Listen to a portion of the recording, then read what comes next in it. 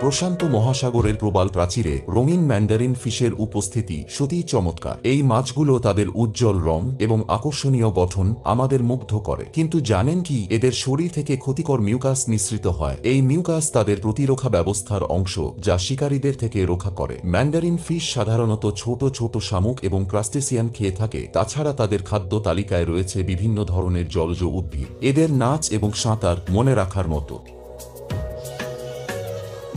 লাল চুলের মতো দেখতে অরাঙ্গুটান একটি অদ্ভুত এবং আকর্ষণীয় প্রাণী। এই ছোট কাঁকড়াগুলো সাধারণত প্রশান্ত মহাসাগরের উষ্ণ পানিগুলোতে বাস করে। এদের লাল উজ্জ্বল রং এবং লম্বা তুলতুলে বাহুগুলো দেখার মতো। এরা সাধারণত সামুদ্রিক উদ্ভিদের মধ্যে লুকিয়ে থাকে, যা তাদের শিকারীদের থেকে রক্ষা করে। কাঁকড়াগুলো তাদের বাহুগুলোর সাহায্যে খাবার সংগ্রহ করে, বিশেষ করে ছোট শামুক এবং শামুকের খোল। এদের আচরণও বেশ মজার। যখন তারা বিপদের সম্মুখীন হয়, তখন তারা তাদের বাহুগুলোকে প্রসারিত করে যেন তারা আরো বড় দেখায়।